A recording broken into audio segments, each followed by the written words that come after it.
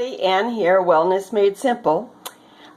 In case you don't know what you're looking at, these are two sourdough starter containers.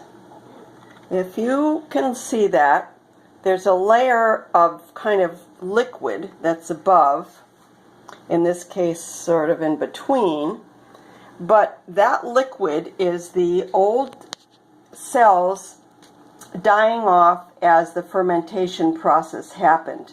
So some people drain that off and some people just mix it in when they do their next batch of sourdough.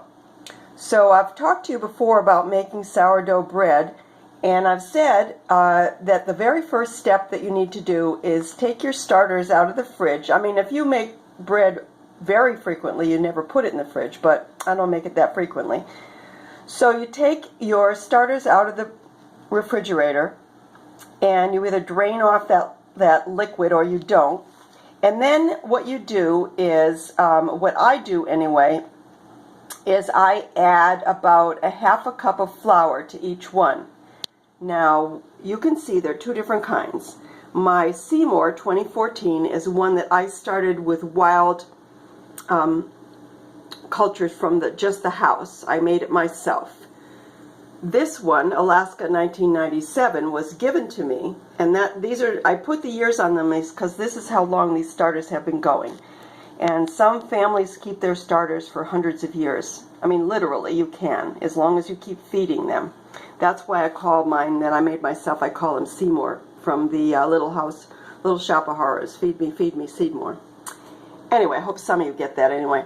So, if you don't have enough room in here, or if you want to make something right away, you can stir these up really well, and you can take out a cup or half a cup or whatever, make some pancakes, waffles, and so forth. They don't have to be as energetic to have the sourdough starter work.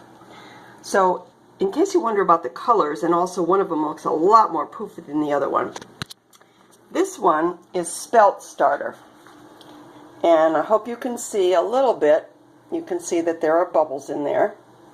The spelt is definitely less energetic than the white one. The white one is high-gluten flour.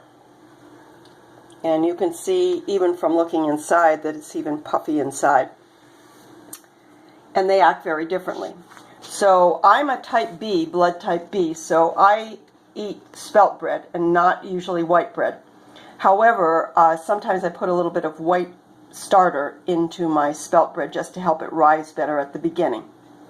So the first thing I'm going to do when I shut this off is put about half a cup of each kind of flour in the respective jars, mixed with about equal amounts of water, and mix them up and let them sit for 8 hours. I'll be back to tell you the rest of the story.